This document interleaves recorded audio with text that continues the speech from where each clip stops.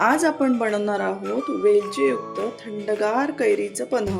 10 minute आधीच मी कैऱ्या छान पाण्यात भिजत ठेवलेल्या आहेत। आता याला आपण हाताने व्यवस्थित चोळून घेऊया, परत एकदा धुवूया, म्हणजे याच्यावर लागलेली धूळ, घाण आणि चीक व्यवस्थित निघेल। चला तर मग वेलचीयुक्त थंडगार कैरीचं पन्ह बनवूयात। अर्धा ग्लास पाणी आपण कुकरमध्ये घालूया। 2 शिट्ट्या देऊन आपण कैऱ्या शिजवून घेऊया। 2 शिट्ट्या झालेल्या आहेत। कुकरचं झाकण काढूया। कैऱ्या छान शिजलेल्या आहेत। कैऱ्यांचा आपण गर काढून घेऊया। कैरीची साल आपण काढून घेऊया।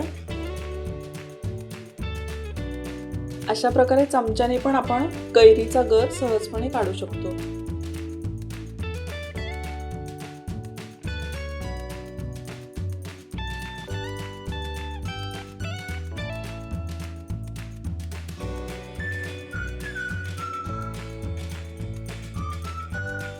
एक वाटी शिजलेला कैरीचा गर आपण मिक्सरच्या भांड्यात घालूयात। 1 वाटी कैरीच्या गराला आपण पाऊण वाटी इतका गूळ वापरणार आहोत। आपण घेतलेली कैरी जर जास्त आंबट असेल तर त्याच्याप्रमाणे आपण गुळाचं प्रमाण हे आवडीप्रमाणे थोडंसं नंतर कमी जास्त करू शकतो। हे पहा, मिक्सरच्या भांड्यामध्ये शिजलेल्या कैरीचा गर आणि गूळ हे छान एकजीव झालेले आहेत।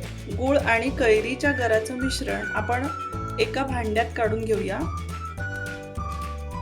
यामध्ये 1 छोटा चमचा भाजलेल्या जिऱ्याची पूड घालूया।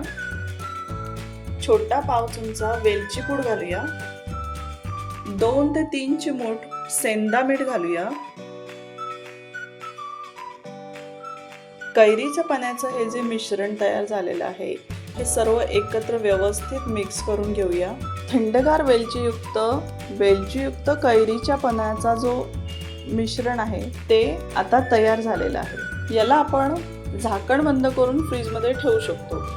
ज्या वेळेला आपल्याला कैरीच्या थंडगार पन्ह्याचा आस्वाद घ्यायचा असेल त्यावेळेला आपण ग्लासमध्ये 2 चमचे हे मिश्रण घालूया। आईस क्यूब्स घालू, बर्फाचे खडे घालूया आणि यामध्ये थंडगार पाणी घालूया आणि चमच्याने व्यवस्थित सगळं मिक्स करूया। वेलचीयुक्त थंडगार कैरीचं पन्ह सर्विंगसाठी रेडी आहे। खूप सोप्या पद्धतीने बनणारं असं कैरीचं पन्ह तुम्ही पण नक्की करून पहा।